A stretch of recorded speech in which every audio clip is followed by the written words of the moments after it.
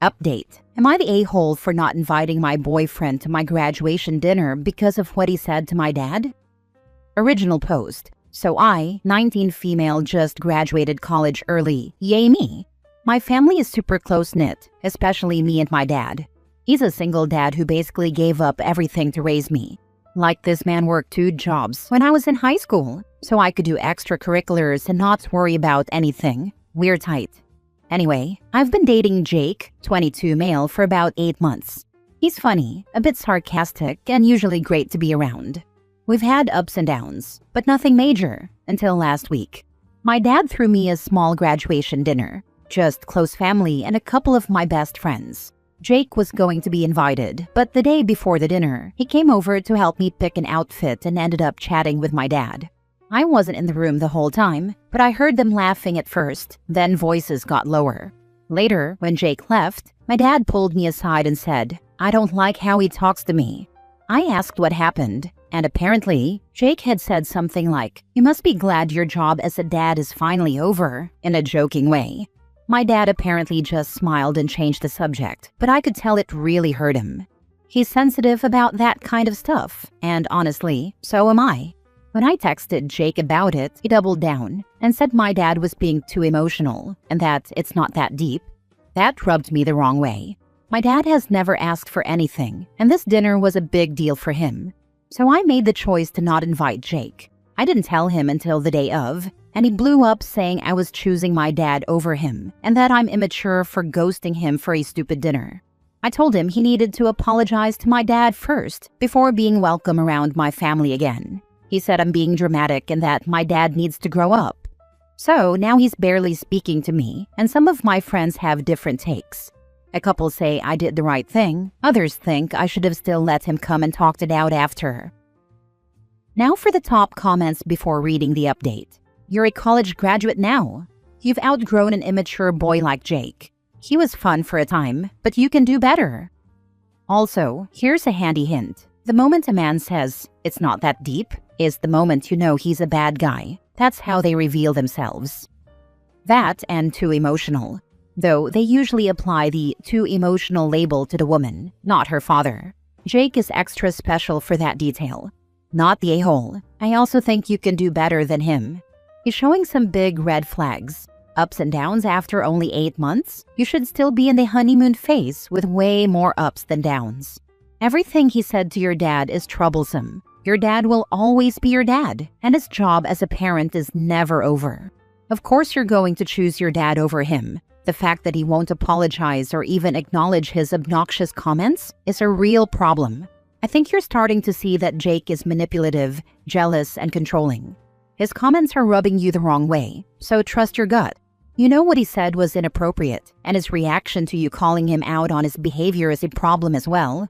He didn't deserve to be at the dinner, and he doesn't deserve to have you as a girlfriend. It doesn't matter what your friends say, they don't have to deal with him the way you do. Move on from Jake, celebrate with your dad, and enjoy the dinner. Not the a-hole. Jake's not an a-hole for his initial comment. It might have been a bit inconsiderate, but I think he probably meant well. It was basically a ham-handed congratulations. But his reaction to the criticism was far more damning. He showed a complete inability to self-reflect and see something from a different point of view. And, of course, you're going to choose your dad over a boyfriend of 8 months. Now for the update. Hey Reddit, I didn't think this would get much attention, but thanks for all the responses. I read a lot of them, even the brutally honest ones lol. A bunch of people asked for an update, so here we go. So after the whole graduation dinner situation, I gave Jake some space. I thought maybe he just needed time to cool off and think things through. I was still upset, but I genuinely hoped he'd come around, maybe even reach out to apologize to my dad. He didn't. Instead, the day after the dinner, he posted some cryptic IG story like black screen, white text, classic drama saying something like, "Some people value performative loyalty over real love. Okay, philosopher." I ignored it, but then my cousin, who was at the dinner and follows Jake, messaged me asking if everything was okay. Because apparently, Jake was replying to comments under that story with eye-roll emojis whenever someone mentioned family or dads. At that point, I was like, what are we doing here? So I texted him one more time. I said, "Hey, I need to know where you stand. If you still think what you said wasn't a big deal and you don't want to apologize, then maybe this just isn't going to work." He read it, didn't reply, left me on read for 3 days. Then, out of nowhere, he sent me this long paragraph saying I clearly have unresolved daddy issues, and that he should have known I'd always prioritize the first man in my life over any future ones. Y'all, my jaw was on the floor. Not only was that wildly disrespectful, it proved exactly why I made the right choice. I told him we were done, blocked his number, told my friends what he said, and even the ones who thought I was being too harsh before were like, "Yeah, no, he sucks." And my dad? He didn't even know half of this was happening. But when I told him, in a very PG way, he just said, "You deserve someone who respects all of you, including where you come from." Anyway, single now, degree in hand, peace restored. And my dad and I went out for pancakes the next morning and laughed about how I almost invited a man who beefs with father figures to a family dinner. Thanks for the advice, Reddit. Some of y'all saved me from wasting more time. Good riddance. Baffling how people can think this is okay. I'm a bit of a sarcastic person, never meaning to hurt anyone's feelings, but I realize not everyone thinks like I do. So if I were to ever say anything that hurt someone, I'd apologize for what I said, that it wasn't my intention to hurt them, and then store that information in my head to ensure it doesn't happen again. It's called being respectful of others. Good for her to not put up with his immature BS. Lol, this man somehow thinks having a healthy relationship with your father equals unresolved daddy issues? Good riddance indeed. He's asking like at 19 you suddenly don't need your parents anymore, which is just stupid. I'm twice your age and I still need my parents sometimes. I'm 61 and still miss my mom and dad. There isn't a day goes by that I don't think of them. I'm 60 and miss my mom and dad too. Anyone who told me I didn't need them anymore would be shown the door so fast it would have time to hit them on the backside on the way out. Daddy issues means you insisted on being treated like a person with agency, and I don't like that every single time. Yeah, I went back and read the guy's original comment, and while from a normal, respectful person, it could have been construed as an awkwardly delivered sentiment, like, "You must be glad you get to take a break from parenting now that OP is grown up."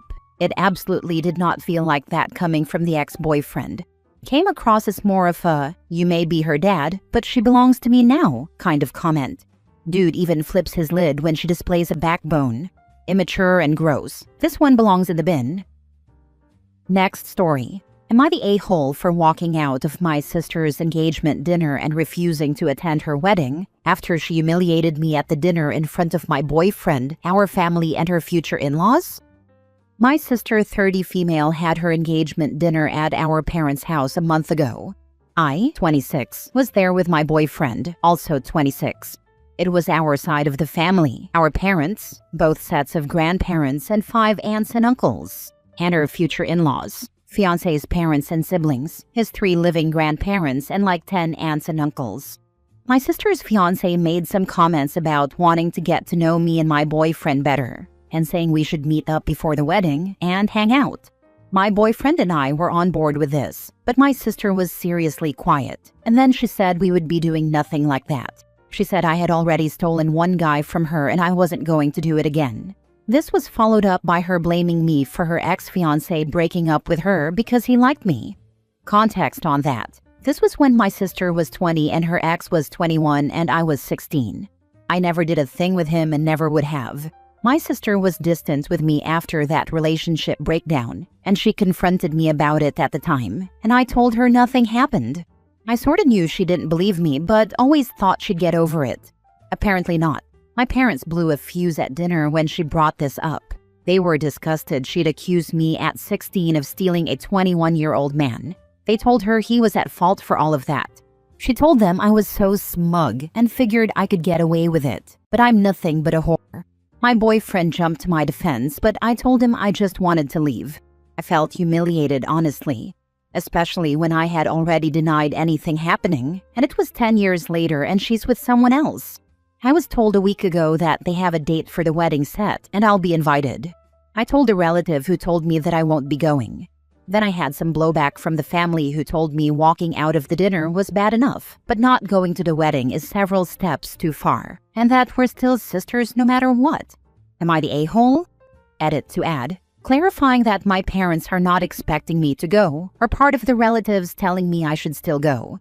My parents have been very supportive and are on my side, and reminded everyone I was 16 when my sister claims I did this, that this was a gross thing. It's extended relatives who are expecting me to go because we're sisters. Not the a-hole. I wouldn't go to the wedding unless she apologizes in front of the same people she made the scene in front of. With behavior like that, in front of the fiancé, I wouldn't count on there being a wedding. Can you imagine the fiancé's reaction if she treats family that way? Definitely raises red flags about their relationship. Imagine what her in-laws must think after witnessing that behavior. They might have some reservations too. She called her 16-year-old little sister a whore. Why would anyone think she would go to her wedding now? Because it's just what you do according to the relatives who expect me to go. Who are these relatives? And are they hounding your sister to make a public apology for suggesting her pedophile ex was not a predator and you were not an unwitting victim? Or the public apology for suggesting you would go after her fiancé? Also, where's her public apology to her fiancé for implying he is not capable of being true to her? Tell your family that people tend to project their own insecurities and sins onto others, so you're taking a page from your sister's book and keeping your boyfriend away from her, as she clearly has shown she has no qualms about publicly ruining relationships. A couple of cousins and 2 aunts are behind this mostly. I'm not sure if they've spoken to my sister about this at all. Probably not. I don't think I'll live long enough to see her ever apologize. Maybe if we were vampires who had centuries, although she'd probably be more hateful toward me with that kind of time. Just out of curiosity, what do your parents say? Regardless, you are not wrong for not attending. The toxic relatives who say you should go are the ones who are wrong. My parents and I haven't talked about the wedding, but they're furious with her. I'm not sure their anger has weakened at all. Next story. Am I the a-hole for not giving up my seat at my own baby shower? I, 28 female, am pregnant with my first child. My best friend, 28 female, threw me a beautiful baby shower this weekend, and everything was going great. Until my sister-in-law, 26 female, showed up late and decided she was the center of attention. Sister-in-law is married to my husband's younger brother and is currently trying to conceive. I'm sympathetic, and we've had open conversations about her struggles. But this was my day. Anyway, I was sitting in the designated mom-to-be chair that had been decorated for me when sister-in-law came over and said, "Can I sit here? My back is killing me." I said, "I'm really sorry, but this chair was kind of set up for me." She rolled her eyes and mumbled something like, "Some people just love playing the victim." My husband overheard, told her to knock it off, and she left in a huff. Now my mother-in-law is texting me saying I embarrassed her daughter-in-law in front of the whole family and made her feel less of a woman for not being pregnant yet. Am I the a-hole for not giving up the chair? Now for the comments. Dear Lord, is sister-in-law always such a drama mama? And mother-in-law jumping in to defend her, screams, "Guess who the golden child is? Not the a-hole." Exactly. OP's baby shower was supposed to be about her, not a spotlight grab for sister-in-law. The chair wasn't just a seat, it was part of the celebration. Mother-in-law jumping in just proves who's always been coddled. I almost wish she had given up the chair. Can you imagine the response from the other guests to her booting a pregnant woman from her soon-to-be mom's seat? The embarrassment would have been much higher if her friends got to put their 2 cents in. My husband overheard, told her to knock it off, and she left in a huff. Now my mother-in-law is texting me saying I embarrassed her daughter-in-law in front of the whole family and made her feel less of a woman for not being pregnant yet. Ah, so this wasn't because her back hurt, it's because she wanted to feel like a mother, and is now, shockingly, playing the victim, not the a-hole. Her back probably hurts from carrying all that drama weight around. I hear they have surgeries for reducing drama that significantly help with back pain. I had that procedure. It's called divorce. Worked wonders for me. Highly recommend. Last story. Am I the a-hole for faking a family emergency to To get out of babysitting my sister's miracle baby because I had concert tickets? So, I'm 18, and my sister, 33 female, had a baby last year after 8 years of trying. 2 rounds of IVF, and what I can only describe as weaponized fertility drama. The whole family calls the kid Baby Jesus, not joking, because he was sent from above. I was supportive at first, but it's gotten insufferable. My sister acts like no one else has ever had a child. We're expected to treat him like royalty. We literally have to sanitize, which I partially get, and announce ourselves before holding him. She asked me to babysit again last weekend because she and her husband needed alone time. But I had tickets to see a Leonard Cohen tribute concert next city over. I told her I had plans and she freaked out, said I was abandoning the family. So I panicked and said there was a family emergency, specifically that my boyfriend's grandma had died suddenly and I had to be with him. Yes, I lied. Then, get this, I posted one photo from the concert on my private story, not realizing my sister still stalks my alt account. She saw it, freaked out, and now the whole family is calling me selfish and heartless. My mom said, and I quote, "You'd rather go see drugged-up rock stars than help keep your miracle nephew alive." I told them if he's truly a miracle baby, God can babysit next time. So, am I the a-hole? Not the a-hole. But don't make up stuff anymore. Stand up for yourself and be prepared for the fallout. Give the family their space for now. No calls, etc. until they all calm down. Believe me, I know. They're just really hard to deal with sometimes. Not to blame it on my ethnicity, but they're one of those Hispanic families.